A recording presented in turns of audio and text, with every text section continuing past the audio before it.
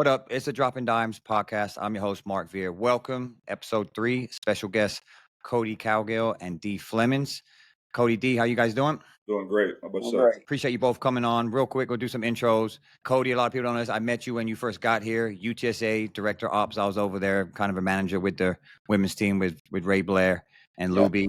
And then Dee, I met you in Kingston, played for my little Admirals team, I think was in kindergarten. So we've both been around the city a long time. So I just wanted to add to that.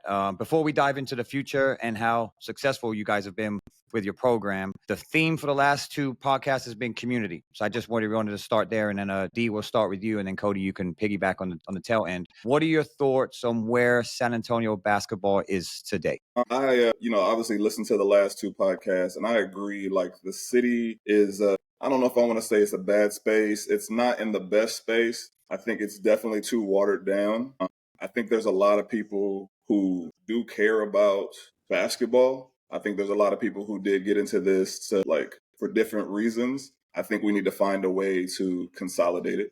I guess it depends on what we quantify and how we judge like where the city is and doing it year to year. Like if we're making year to year comparisons, I think this class could play and compete with other classes that we've had, things like that, 26 as well. Just overall on the youth side, just the amount of teams and the amount of tournaments and the amount of things like that. Like I think that makes it difficult to be a healthy soil for kids to grow in right now and develop. I mean, I think it's just really important that our best kids are with our best developers young. I think that's a crucial thing. And right now, and I'm sure it's true in any city, and we've seen it in Houston, seen it in Dallas, where you get guys that are charismatic, great recruiters and offer a lot of stuff, but aren't great developers. Kids not in those right gyms, or not together in those right gyms, pushing each other and getting better. Yep, I agree, both. Thanks for sharing that. So that kind of segues right into, let's talk about future. Let's talk about how it came about. Dee, you can start us off and how it was established. And I think a lot of people want to know where it all began for you two.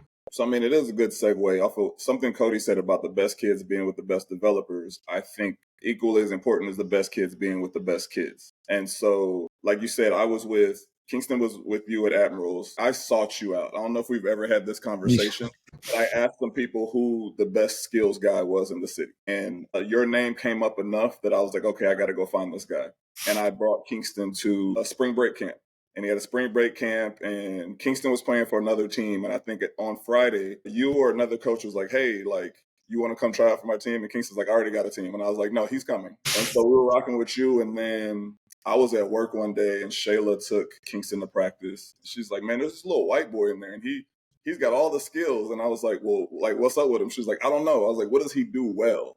She's like, I don't know. He just did stuff. It's like, have Kingston call me. And Kingston gave me the scout on Cam. And so the next time I came to practice, Koty approached me and was like, hey, we work out on Sundays at this spot, like, bring them out. And it was 2 other kids there. And ultimately, the 2 other kids stopped coming. And we're like, okay, we're in this every single Sunday. Then we needed more kids so we could work on some 2s and 3s. And I found some of his football friends. I was like, okay, hey, y'all want to come out? Okay, Sundays we're going to be here. And then we would hop in tournaments every time Soto would call us, Marcos. Mm-hmm. And so we would hop in the tournaments and play for Blue Devils.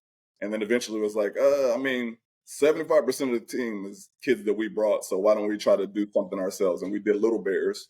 Right. And then we went to Houston and played in Clyde's tournament. And so we beat Gulf Coast Blue Chips. And so then Clyde was like, okay. So I'm like, okay, I'm seeing something. Somehow the director of Night Riders got my number. And he flew Kingston out to play in a couple tournaments in 2nd grade with Night Riders. And I came back and told Koty, like, man, we can compete. Like, we played against the Boozer twins. We played against Cayenne. We played against a couple other kids that I can name. And I was like, no, I'm telling you, we can compete. And it's not just King. Like, Cam can compete. And, like, we should do this. And Koty was like, we need to go get E, Favela. And so, because that was, like, our little rival. And so we're like, all right. Koty called his dad, called Roger up and talked to him and said, like, okay, we should do this, boom, boom, boom. And by that point, we probably had 10 kids in the gym. Yeah. And we played 24. It was all 20. It was 20. We played 24 for the longest. And then in 3rd grade, we switched to Future. in third grade. Because Little Bears, like, we were like the bad news Bears, man. We were just like a hodgepodge of kids thrown together in some like reversible Vegetables. jerseys. Yeah. And so we decided to go future. We picked the colors, and that's the first time we actually played 25. So they were going to tournaments maybe once a month and playing 24 and 25, like 11 games in a weekend, and then and then we wouldn't play again for like 3-4 weeks, and just built out from there. Koty, you want to add anything to that? It's a pretty cool story. Yeah, I mean, it's odd that we actually met through you because I had just got out of coaching at UTSA at that time. I think Cam was 6, something like that. And just, I mean, I'm seeing you post on Facebook. I think it was your group with Langston. I remember Yeah. seeing a post like you posted something about going to the Super 60 Yep. and how well y'all did at that time. And I didn't know anything about like club basketball, especially that young. I didn't even really have an awareness that it started that young, you know. So I think I hit you up and just asked about it, like how young you went. I think you went down to 4th grade, if I'm not mistaken. I think you were Yep. 4th grade. I think they were 1st or 2nd grade at that time. I just asked to come and check it out. It was, you know, I mean, just like everything else through future, it was just organic. You know what I mean? Like just kind of met and matriculated as it was. I mean, I didn't think it was probably necessarily healthy long term for them to be 1st graders on a team of 4th graders. You know what I mean? Like you're never really gonna be who you are if you're playing 3 years up at that age. You're in straight survival mode Right. the whole time. So that ended up kind of just working its way through and create some different things. But I mean that the organic thing has been a theme forever. Like we've still never had a tryout. You know, everybody that's come has been really word of mouth, or it's been kind of our parents seeing other kids of a like mind and wanting those kids to be in the gym to help push their kids and get better. So kind of pursue a couple of individuals that way, but overall it's just been kind of word of mouth and about the development and about getting in there together. And that perfectly goes into my next question. I asked Hall Work about it with Boo Man, but let's talk about Future's culture. And I know this because I've seen it firsthand. You guys are about development, skill development, and actually in the gym more than and playing less. So being selective of where you play in high quality tournaments. So either one of you just touch on the Future culture and how you guys have managed to be successful and keep true to that. Yeah, I think that for the culture piece, like I think that creating a college preparatory program has been something that we've tried to do for a long time. You know, whether it's teaching kids how to handle coaching, you know, being able to accept different roles and float through different roles, that you're not always going to be primary ball handler, primary scorer, like helping them learn how to be on the ball, off the ball, how to be good teammates, how to be, you know, playing with a team focused mentality and all that stuff. And doing that through discipline, I think overall, like the biggest thing that we really work to do is get the involvement of parents. You know, like get the involvement of parents in the developmental process and get them to understand what it truly takes to give kids a chance to make it, regardless of what God blesses you with. You know what I mean? Like it's easy if you just happen to walk in and you end up being 6'11", okay, like you're gonna make it. You were touched by God to a degree. But if you know, if you're at 6'1", or if you're at 5'10", or if you're at 5'9", whatever you end up and whatever God gives you, like are you have you been trained and developed, and have you worked to a place where you can give yourself an opportunity to play at your level? You know, I think that's been a huge thing, is just kind of helping to teach parents and show parents and mentor parents on what that process looks like and what that means for them if they really want to pursue it. And we've it's ran some away, like over the years, it's for sure ran some away when they see like, oh man, like this is what it takes, like this is what you're doing. But that's more than we want to do, and they'll go find something that's more in line with what they're looking for, which is fine. Like there's no problems with that, you know. D. Yeah, no, I think Koty said it with the college preparatory program. Like when we decided to go from Little Bears to Future, like that was the shift of us being serious. And like we actually sat down and created a mission statement. Like, what are we trying to do here? And like I talked to you offline, like we never were looking to make this all of that it's become. But for those 10 to 12 kids, like what are we trying to do for them? And you know, especially our children, like what are we trying to do for them? And it was create a college environment. Koty being in that environment, me, like I went D2 out of high school and couldn't last a year. Like I wasn't prepared. My oldest son, like had some deficiencies, and like so it was a lot that we wanted to do for that 10 to 12 kids. Yeah. I appreciate you both sharing that. And I think everybody knows that. I mean, they do. If we talk about future, if you're talking about a prep to getting kids ready for college, I mean, you've done that. So good job to both of you and staying true to what your mission is. Because I think a lot of other programs, they don't know what their mission statement is. Let's be real, right? Some are just doing it year to year. So for you guys to treat it like a business and a profession, I think that's good. And I appreciate you sharing that. The next piece I want to talk about is your grassroots program, and the development piece is allowing kids, no matter their size, to put the ball in their hand, put it that way. Positionless basketball, right? I think you guys have done a very good job about that. Just Dio, Koty, you guys touched on that a little bit. I mean, I think that so for those who may not know, we kind of tier our things basically on, we'll go by the number, like the class number, 2025, 20, 26, 27. And then we have color groups. Our color groups, so it might be 25 white or 26 blue or whatever. Our color groups have always been a developmental group put together. So over the years, we might have 8, 9 kids on 2025. Well, those bottom 3 or 4 kids, we're going to now put them on another team. And so now they have completely different roles.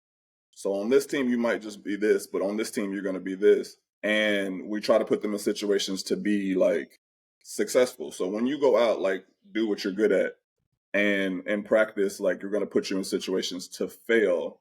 But we try to make it, I don't know if it's a safe environment. It's not a comfortable environment, but it's a safe environment to fail if they're open to fail in practice. And I mean, this whole thing is failure, like repeated failure and finding new ways to succeed in certain failures and then find new ways to fail.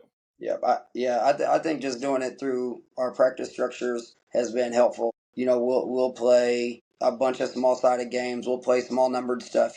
Twos, threes, out of different actions, things like that. Whatever we do, like everybody plays from every spot. You know what I mean? It's not every time down Kingston's going to have the ball and start here, and every time down Cam's going to have the ball and start there, or whoever it is being in different spots. We'll float them through. So if we're doing ball screen stuff, one time you're the ball handler, one time you're the screener, one time you're the spacer, and we'll rotate through those lines. So, I mean, we'll see kids kind of going through that progression in the practice environment where they're kind of ready to take more of a jump and ready to be able to do some stuff. And some stuff you could kind of see it's still in the crock pot and it's not quite there yet to be able to do it, but given those reps every day in practice, I think is really big. I mean, for a long time with Future, we didn't run plays per se. I mean, we play out of simple actions, whether it was, some ball screen stuff, dribble handoff stuff, pin down stuff. But for the most part, we just played out of 5-out pin downs, and kind of let kids move the ball, playing 5-out, didn't have any set structures, didn't want to create robots, didn't want to create kids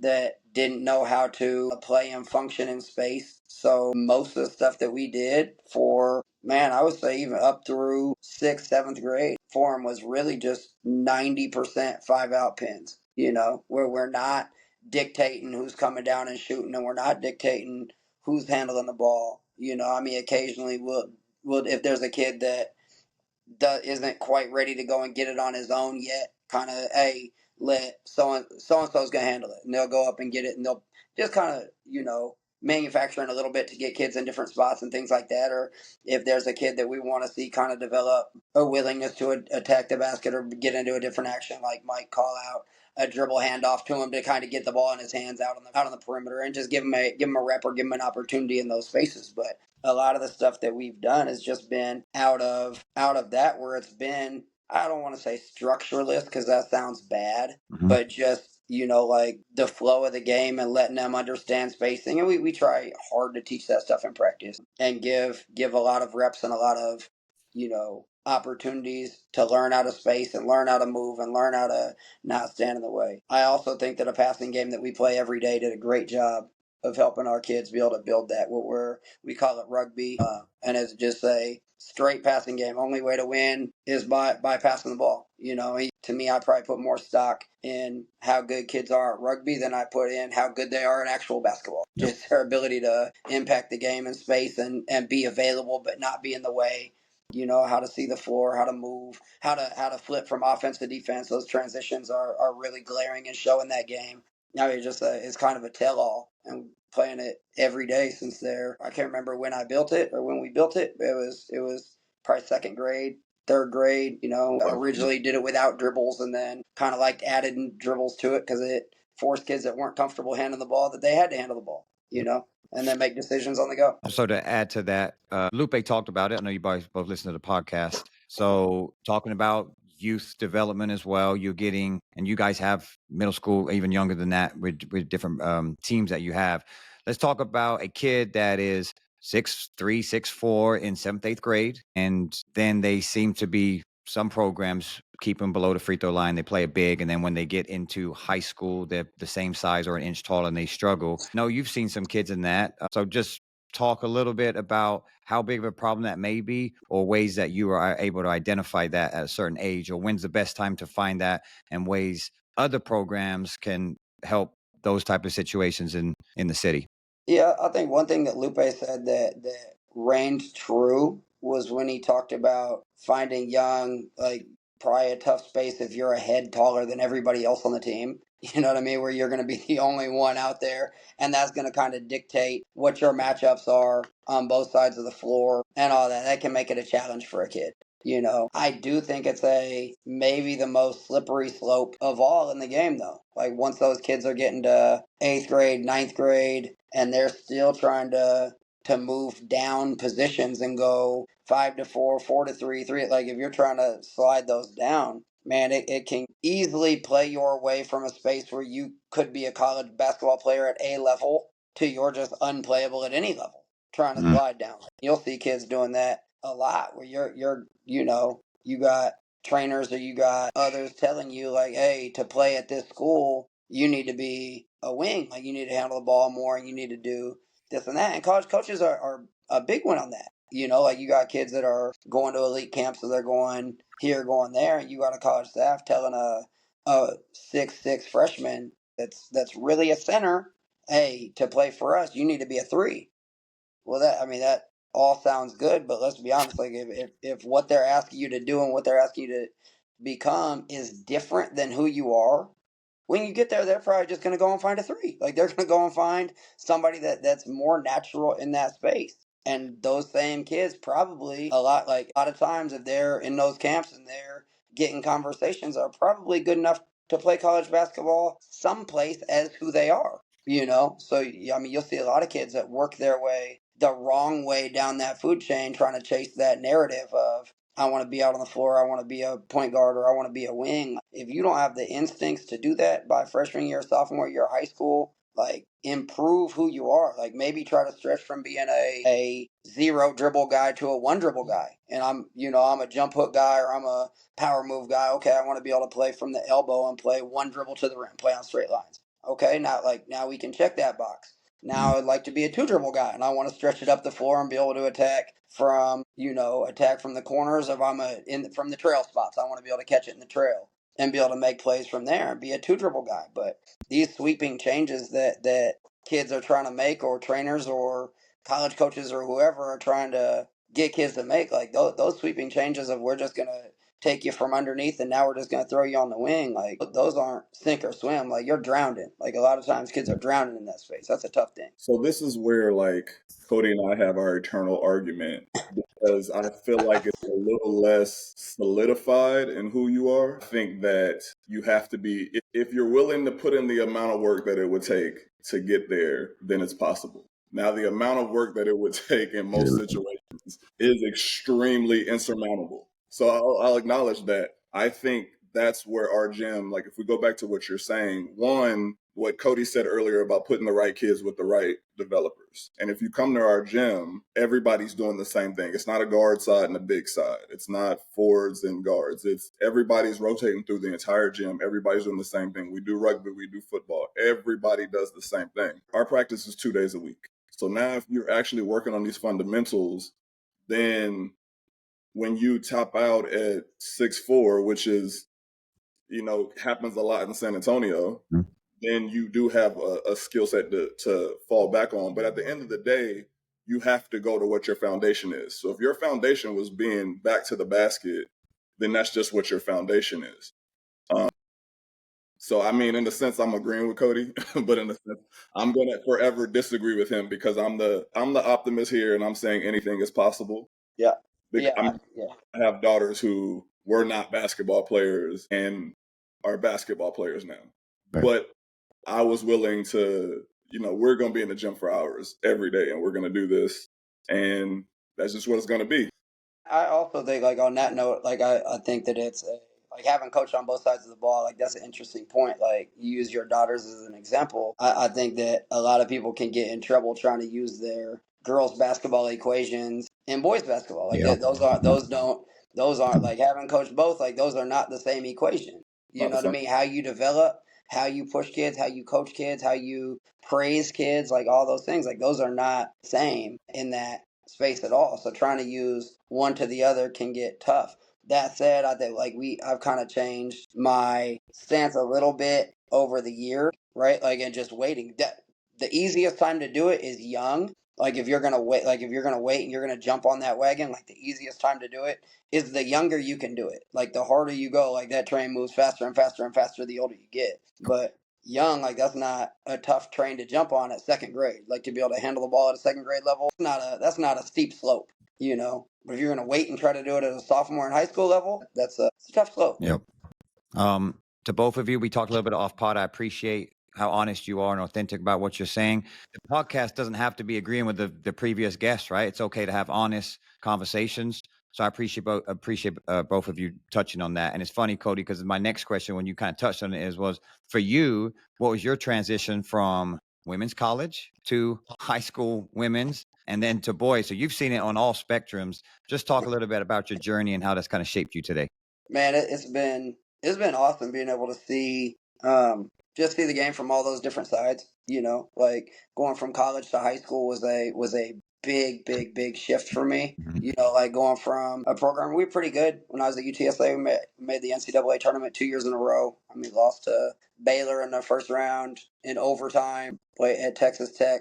Play really well, just didn't win. Going from there, going to high school basketball, and we were good, but just seeing the scope of managing high school programs where you have kids that are there for all different reasons. You know what I mean? Like you got girls that are there because they want to play in the WNBA, and we had girls that really wanted to be really good. A number of Division I basketball players, things like that. But you also got girls that want to be there for the social experience. You got girls that want to be there because they like being a part of a team, and they got girls there that want to be there because their friends are there. You know, like it's all kinds. So being able to run a program where you're not letting your standards slip, but you're also not running out good girls that can get something out of the program by being around either. You know what I mean? Like just trying to make it so it can have value for all those sides and doing it in a way where you're not letting your program standards slip and you're still pushing those high flyers and those best kids to the top level that they can do. You know, I thought that was a big shift for me. Going from girls to boys was another shift. Yeah, that was another major shift for me in that like I thought with girls, a lot of the stuff that we did offensively and things that you run offensively, just because high school girls basketball, you're not going to have a mass amounts of playmakers and decision makers and things like that. It's going to be smaller numbers, you know?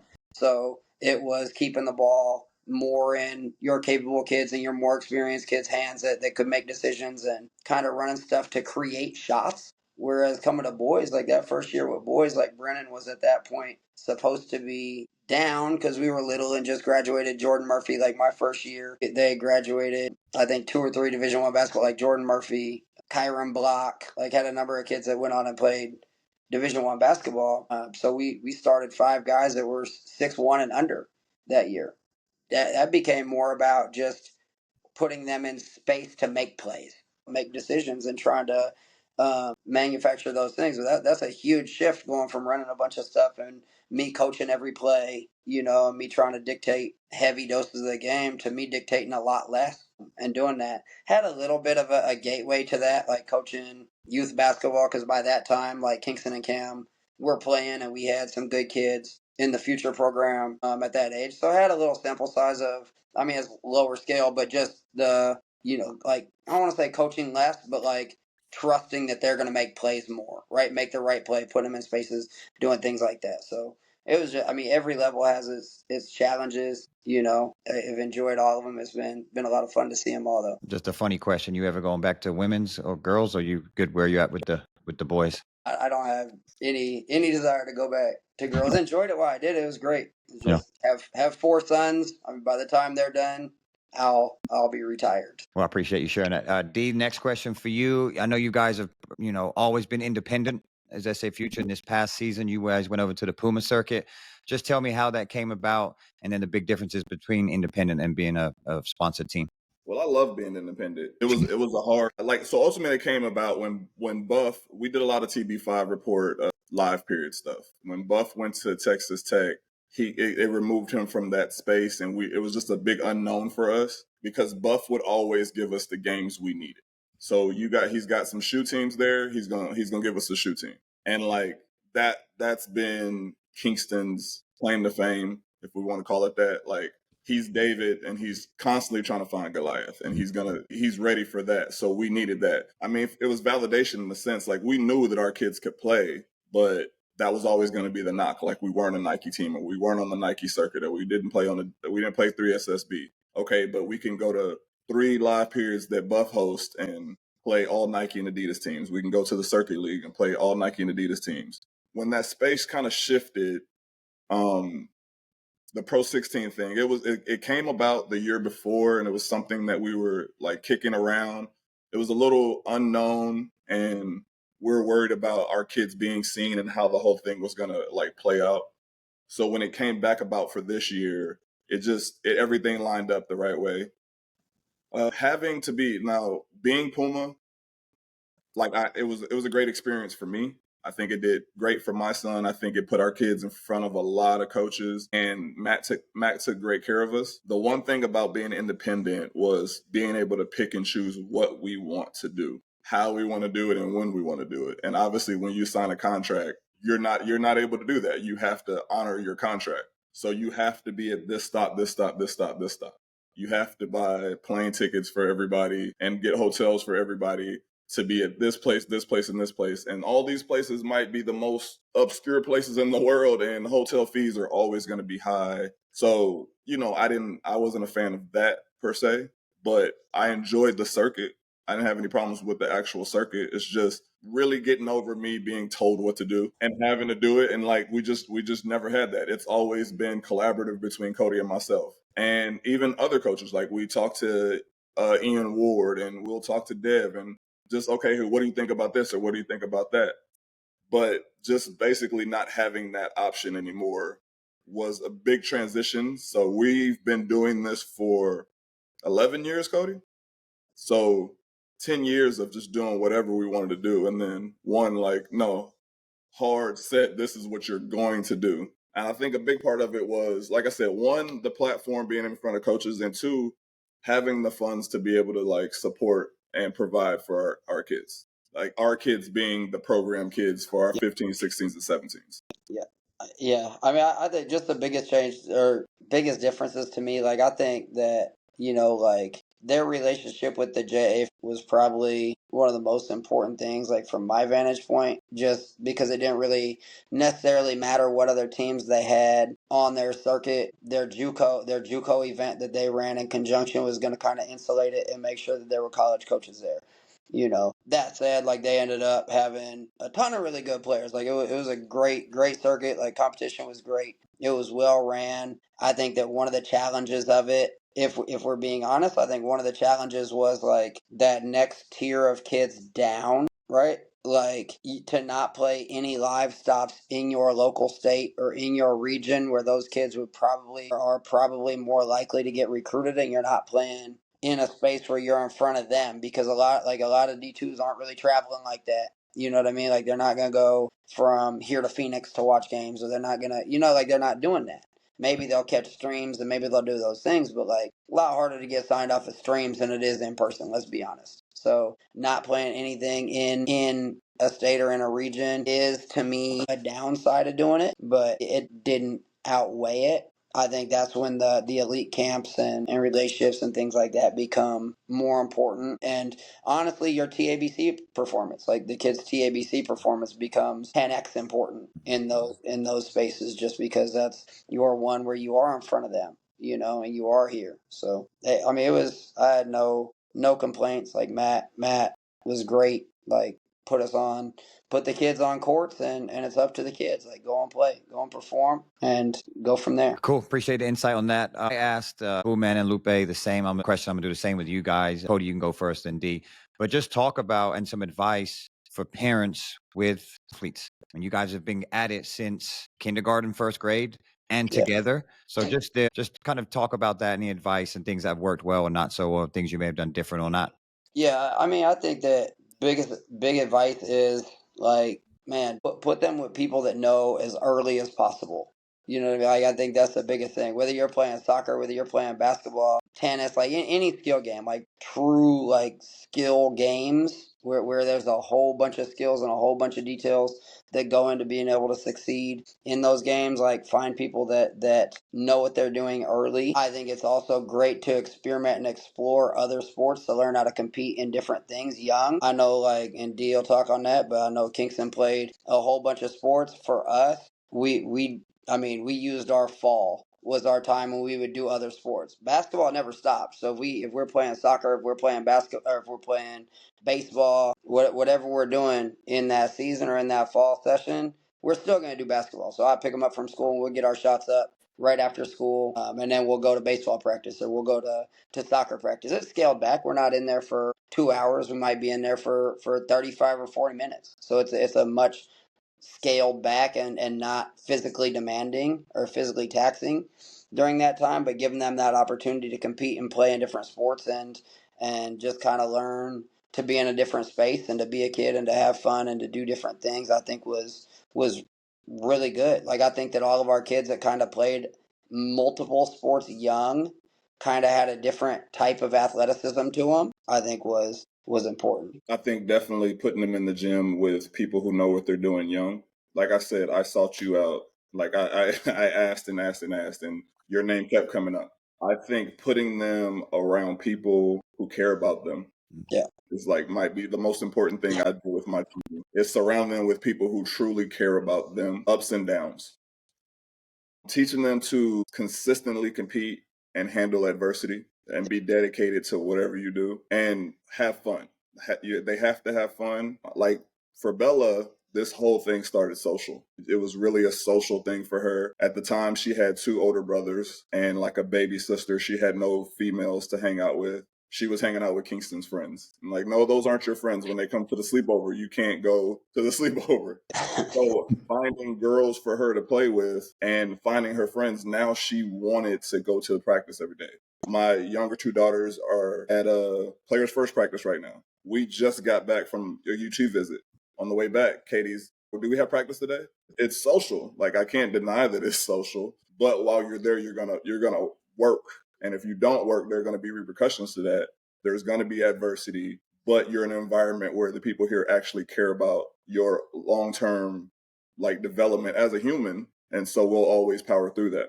Yeah, I think, I mean, just one more, like, for me, like, I think just having the opportunity to do this twice. Like, I have 2 older ones that are in high school now, and then 2 younger ones. So just kind of seeing that progression down the road, like just leaning heavier into the processes young as opposed to the results young. Like, I think just the mental processes for kids, and just make it like trying to shape those in the right way. So, like, one, like just competing every time, like making sure off top, like, that's box number 1. Like, you're coming and compete.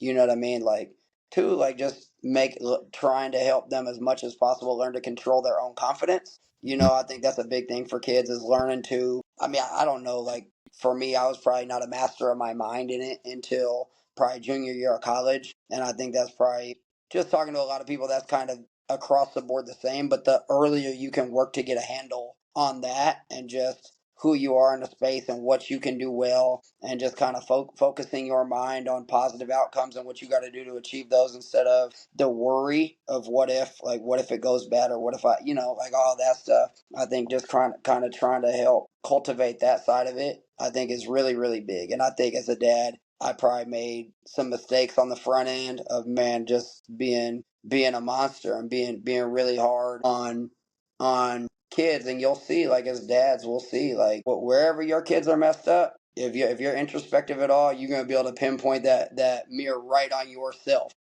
of where that was messed up. You know what I mean? Like, so being able to walk that back and just see things that I could have done better, and I don't know that there's regrets, because I don't, maybe, you'll see some that try to go the other way and you just can't produce the same thing twice because you change your format, right? But like, just understanding just maybe ways that I can improve me, and I can help to do a better job, and help to prepare them mentally and emotionally to be in control of their confidence, to be competitive all the time, to always be ready to go in battle, and all those things. Like, some of that's on them, but a lot of it's on us to help teach them, and have those expectations, and then demanding it, and how we make that happen for them, or teach them how to make that happen, is huge. Yeah, to Cody's point, he said he didn't master his mind until junior year of college. I think as a parent, I didn't master my mind until, honestly, I had to really take a look back and notice how my relationship with my kids was crumbling, because I wore every loss. Oh, why didn't you do this? Why not this? And I couldn't let it go. When they don't wash the dishes, see, if your ass was locked in and doing this, you're supposed to be washing the dishes, we wouldn't have lost that game. It's all right, bro, let it go. And I understand, I had to take a step back. And I think that's the thing with a lot of parents. They end up kind of pushing the kids away. I think it was Bella that said, I'm not tired of basketball. It's you. You're making this not fun. And so it's okay, I've always said have fun, but I'm no longer the catalyst. I'm the hurdle. So I had to self-reflect and get out the way. That was something great. Listening to Boo's podcast, that was one thing that he touched on that really resonated with me. Like, those of us that coach our own kids, man, I'm a tyrant for my own kids. Mm-hmm. I know D is a freaking tyrant for his kids. But when we leave, we're done. Not talking about it in the car. Boo gave it the 10 minutes. Like, that's awesome. Like, he has his system, but you're turning it off, and now we're father son again, or father daughter again. And we can just enjoy being around each other, and not carrying it over, and not doing that. I think that's huge. I had to learn that. That was a hard lesson for me to learn. That's a hard lesson for all parents to learn. I think. Yep. Like, I don't know any parents that are really invested in this and spend the time that those that really do it are spending. Like, if you're getting up at 5 a.m. to take your kid to shoot every day, and they're not locked in, and they're not focused. Like, I'm tired and they're tired, and I mean, at some point, just them understanding we're on the same team, and we're not in here competing against each other. And I think that's a lot of times, like, kids and parents, like, you'll get to a place where it can feel like we're against each other here, right? Like, because I'm demanding and you're not meeting it, and teenage boys got a way about them. Teenage girls too. Like, it don't matter. Like, they all got a way about them, but just learning to turn it off, and just be a dad, and have a real relationship that is not based on sports is huge. Yeah, that's great stuff. We have a lot of parents that listen, a lot of parents that reach out, and coming from you two and sharing that's big. So I appreciate you doing that. It jumps into my next thing for you, D. Let's talk a little bit about Bella and her podcast, and just tell her that you got the shirt on too. So just what's the new project she's got going on? So ultimately, a part of my stepping back and really trying to let my kids steer the ship on this is fully acknowledging who my kids are. Regardless of Bella's skill set and her rankings or whatever, Bella, her goals are not to be a WNBA player, right? Bella's going to do a lot of things in this space, but Bella's really interested in broadcast journalism. So ultimately, I approached that the same as this, okay, well, we got to go record for the podcast. Okay, you need to go post. Okay, you need to do this. So Dev, who I know you'll have on at some point, Dev Gibson. Still working that. You may need to help me with that one. Okay, I'll talk to him. Okay, I'm gonna write. But it was ultimately his idea, and he wanted something he basically wanted to start somewhat of a mentorship for parents through this. And it was all Dev's brainchild. Okay. and I'm just going to keep pushing it and pushing everybody to making it happen.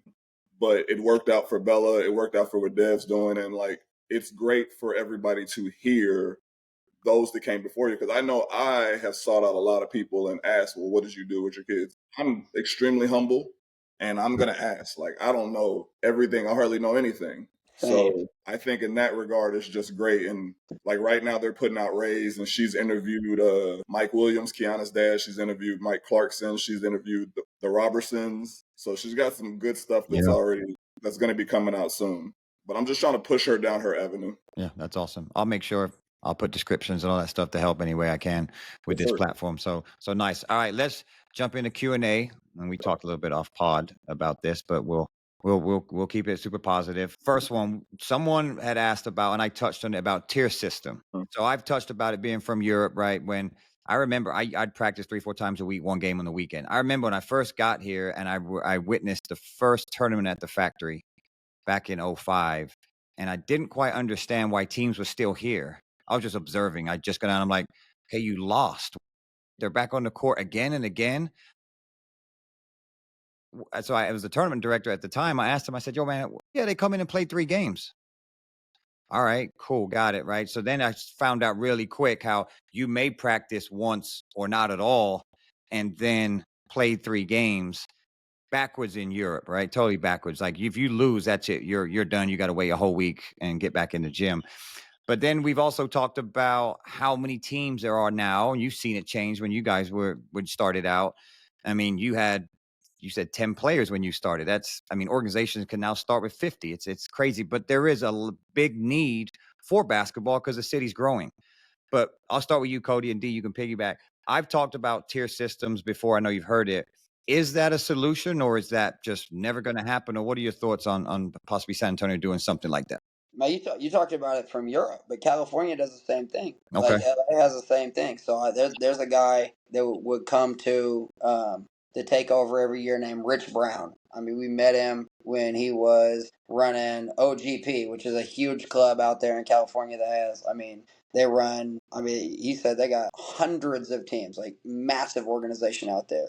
But every year he's asking, like, do you have Division 2 and Division 3, like, for the takeover? And I'm like, no, because here, if I publicize a Division 3, like, everybody's gonna say they should be in Division 1, because now, like, if they say we're Division 3, all their parents are gonna go and leave and try to play for somebody that says they're Division 1, no matter what level they actually are. Like, I think that it will have to be kind of a volleyball type system, I think, where you're kind of getting rid of the independent contractors and things like that, because it's just like everything else, right? Like, the reason why tournaments are not profitable like they were 5-10 years ago is because even though gym fees have gone up, right, ref fees have gone up, insurance has gone up, awards have gone up, you can't collect any more money for your entry fee. Because if you charge 50, buddy down the block's gonna say, well, we can get you in for $50. Yep. So until that piece kind of goes away, if you say, well, you can come over here and you'll be Division 3 in this tournament, you're gonna play in Division 2 in this tournament, and you got guy next door telling you, like, hey, you can come over here and win the same trophy for your kids, or try to win the same trophy and play Division 1, and your parents are going to be happier because they feel like now they got Division 1 kids. Like, it's a tough sell. Like, unless it's regulated above you, it makes it a challenge. I mean, that's it. I don't think that on our own as a city, we're going to get together and regulate ourselves to 3. I don't think most people are going to do it. I think there's a lot of pride in this. And I think there's a lot of money involved that people aren't.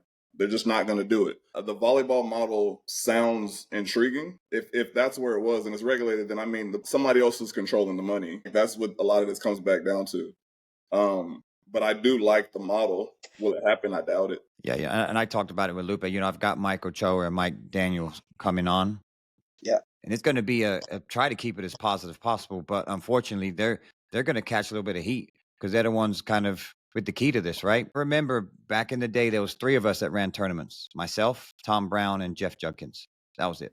We would never compete on the same weekend. Never. we were big about that. We're like, hey, Jeff, you got this weekend, cool, all right? And if we ever did, we'd collab, we'd work together. But if I got a phone call like, hey, man, I want to play this week. I don't know, Jeff's got a tournament. Oh, next weekend, Tom Brown's got a tournament. Man, we got to get back to that. That would be, I think, a starting spot, right? I mean, the divisions, I agree with you. That's going to take forever to get there. But, man, just the undercutting, and if we can just not do tournaments on the same weekend, and I think less collabs. I'm not a big on the collabs. That's just me personally. But I don't know, D, what are your thoughts on that? Maybe that's the first stepping stone to get there? You're asking people to try to like make less money. Yeah, somewhat. Hey, buddy, like, can you not make any money this week so another guy can make some money? Like, I don't body. Ultimately, I don't think it does though, because if you're not going on the same weekends, that would make every weekend a bigger event, right? Like, so I don't know that you are necessarily making. Agree to not go on the same weekend, then maybe. Right. That would be the thing that has to happen, because anytime there's events on the same weekend, they can end up fighting over the same team, and then it just becomes a bidding war. I don't know, because they're just going to try to wait you out, Yep. and hope that price dropped and try to get in on the low. Like that. That's kind of how it goes. And then, I mean, a double-edged sword, because you're haggling the entry fee down, but you're seeing the door fee go up because they can't. They're not going to lose money, but we're ended up. You probably ending up paying more, right? Like, instead of just saying like, okay, here's what the cost is. So just getting a handle on the tournament space here would be huge. I mean, you say less tournaments would be great, but that's not gonna happen. Like, these guys aren't gonna lose their money. They're not gonna throw less. Like, and those two you mentioned, Rick Perales throws a ton. There's guys throwing every week. Man, I just coached a 6U game on the south side. Like, there's games everywhere. Like, it never stops. Yeah, I'm removed from the AAU world, so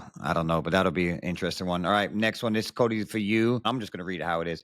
People think it's easy to coach, and it says your roster. Let's talk about Brenham. I couldn't even imagine. Let's talk about the possible ups and downs and the challenge you have with such a loaded roster. I'll say one of the hardest things for me with it is cultivating a roster and making it healthy for the kids of a 11, 12 really good players. Like that, Mhm. that's so much harder than it sounds. Like, I've never been great at playing more than 8 dudes. Like, that's not really in my skill set per se. So we'll have plenty of games throughout all year where we can carve out minutes and carve out opportunities and things like that. But that's a challenge. Like, I think that overall the benefits though are the everyday in practice, where you're really getting better. You can switch up your lineups and switch up your teams, and you're going to different dudes and you're going to different people, and having to compete. I think that kind of, to a degree, I mean, this is not probably the place for it, but that kind of showed yesterday, I think, where our kids played on Saturday and played without a few of the kids that you would recognize, and the other kids are really, really good at basketball. Like, they go out there and they can play, and they're making plays, and they're physical, and they're tough, and they can make shots, and they're making decisions, and they're showing really well. I think that happens because of the practice environment every day, and just their ability to go at each other and do all that. So, I mean, it doesn't matter if you have no players or if you have a bunch of players. Like, this job's never an easy job. It doesn't really matter what it is. It's just the challenges always lie in different places. Yep, I appreciate that. D, next one for you. And it's kind of both of you. It's interesting because we talked about the high school and AAU coach having better or having a good relationship. Well, this situation is different because you got a high school and you got an AAU and you got them. But talk about how important that is, what's been success for you, and then anybody else, how that can possibly bridge the gap between AAU and high school coach. Because I did talk about it, got a little bit of heat from people, but I don't see a ton of high school coaches raving about AAU. I just don't. What was nice to see at the factory was I saw a lot of high school coaches here, and I saw a lot of AAU coaches. I really liked the environment. It was really good. I don't see enough of it, but just talk to me about where that space is, where you think we're at. Maybe educate some people on that. I think, so to speak just from the Brennan future perspective, I think it's a lot harder than anybody could possibly understand. I think trying to keep those kids happy and those parents happy in both avenues is hard. I like, Koty's got a lot on his plate. I think me as a parent, as a club director, I don't feel like I get to just sit and enjoy watching my son play basketball at Brennan or at Future. because I'm so worried about how each affects everybody and how that's going to come back and affect the other. What's going to happen? What happens in future? How's that going to affect Brennan in the fall and spring? And what happens in the fall and spring or winter? How is that going to then affect future the summer? And how is my son, what he does or does not do, going to affect how parents feel about what their kids may or may not be getting? I think that's an extremely hard gap to bridge. I think for other programs, if the club coaches and the trainers and the high school coaches, if they can all talk and get on one accord about what's best for the kid and how that best services either or, I think that's a great marriage. But when they're all the same and everything is the same, it's a really hard bridge to gap for me. Yeah. To from the outside looking in, like Koty could speak more to that. Yeah, I mean, like for the high school kids at Brennan, like I don't touch them future wise. Like I'm a dad. Like when they come here, like I'm a dad. I'm sitting and watching practice with the rest of the parents. You know, like I don't really have a lot to do with that space beyond that. The biggest thing is just taking the emphasis off of us and our programs across the board, like high school programs, club programs, taking the emphasis off of what's good for us and putting it on what's good for the kid. And I think the biggest place that we do that is in the calendar. You know, like, and just learning how, like, man, the high school season is freaking wearing. Like, it's a long season. It's a beatdown for kids. If you're still practicing club basketball during the high school season or trying to have them play tournaments on the weekends during the high school season, like, you're murdering the kids. Like, there's no way that they're gonna make it through. There's no way that they're healthy. Like, there's no space where that's about the kids. You know, likewise, like if we're going in to June and July, and as a high school coach, we don't have an awareness of what that calendar looks like, and we're playing 2 summer league games, and I got my whole roster is also playing club basketball. You know, you're just mounting the miles. Like, are you?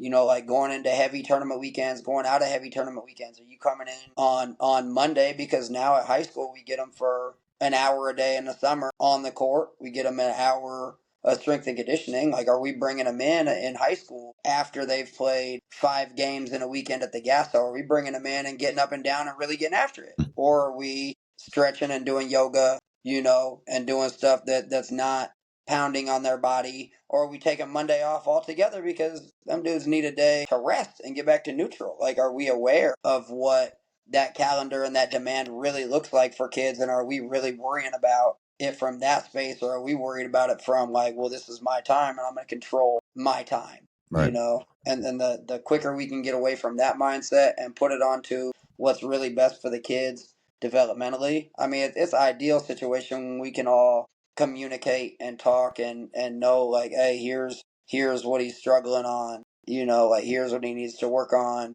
and we can all kind of have a plan and attack it from a, you know, a systematic standpoint, right? Between trainer, club coach, high school coach, and you could do that, and that's awesome. That's awesome, you know. But I mean, it takes a three-way humbleness to be able to do that, and a willingness to do that, and again, just making it about the kids and us not all feeling like we got all the answers, because none of us do. Yet we all, like, there's guys in the city that do an awesome job training that I'm always like, hey, go over there, you know, do that. But then there's some other guys that do a great job. But if you send them there, they're going to criticize every place else, and they're going to poison the water. And then it's a tough situation because it becomes all about them. Even though they do a great job, it's awesome to have them. But, like, it just becomes an unhealthy situation for kids to grow in because you need all three. Yep. And if you got any one of those trying to make it about themselves and trying to make it seem like they're the ones doing the whole thing and it's all them, you're all lost. Like, everybody lost. Yeah, good stuff. Appreciate you both of you. All right, let's close out. So final thoughts, kind of a loaded question. Dee, we can start with you, then Koty, you can close us out on this. Solutions. It's a very open question, but just any solutions you feel that can help just bring this community together? Man, in the perfect world, I would like to get with, there are certain people that I would like to just combine clubs, honestly. Combine clubs. They offer something maybe that we don't offer as far as just how they approach the game. And I think blending those things would be best for the community.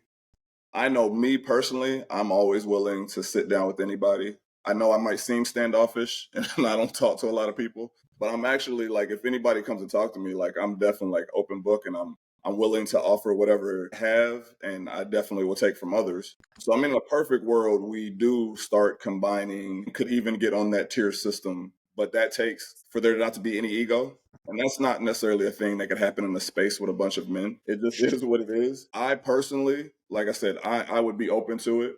We have always, like I said, we started this with neighborhood kids, and we grew it with city kids, and we don't really go outside of, like I said, we were talking earlier, we don't really go past Austin. Like anybody who comes and talks to us and approaches us, it's how often can you make practice on a regular weekly basis? If you, like, we've had people that said they want to come from Houston and people that come from Corpus, like, okay, but can you make practice weekly?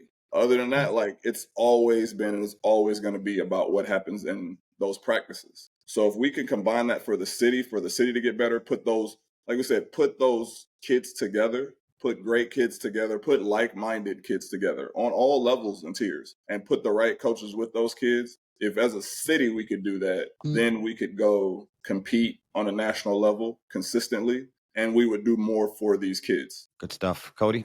Man, that's great. I mean, I'm just going through my mind at different places and how kind of they do things. I'm always a little up in the air. Like I know in Nashville they got a program called NYBA that has it's like a city league where everybody in the city playing in one league, and then they'll take the best players from all It's the those Little teams. League. Kind of like, let's say, like the Little League Little League, baseball yes. model, Mhm. right? Like where you got the best kids from that league making like a team, and they're going out and competing out there like that. There's so many challenges to be able to pull something like that off. I mean, I think just whatever we can do to get our best kids in the best situations as early as possible is the whole thing. And I've said for a long time that that's been kind of a tagline for me forever. Like in any of these places, like we should always have more to give to the kids than the kids can ever give to us. Right. Like if the kid can ever give more to us than we can give to the kids, we freaking lost. Like we're already done. We're toast. So not looking at it from a perspective of, what can they do for our program, so we can give them this, this, and this. We're trying to give it to you. Like here's what we have to give, and it's always going to be, even I believe that to this day. Like I should have more to give to Kingston today than Kingston can ever give to me. Like that's how I'm approaching it. Like that kid is special, and maybe he's going to be $100 million guy in 4 years. That'd be awesome. Praying like that for crazy for that guy. But I'm still approaching it from the standpoint of trying to invest in him and give to him every day, as opposed to what he can give to me or what that he can give to us. Great stuff, man. I appreciate you both taking time out of your busy schedule to do this. This is what a podcast is all about, getting the right people, credible people in this space, just talking about the issues we have, good and bad. So I do appreciate both of you coming on, being very honest with everybody. Again, appreciate you both. Thanks for having Thank us. you. Take care, Appreciate guys. it. All right, bye. All right. Thank you for listening to the Dropping Dimes podcast. Make sure to go follow us on IG at Dropping Dimes Pod. Remember, each Friday we'll be dropping a new episode, so hit the follow and bell notification buttons to never miss any content. Let's get better together. We out.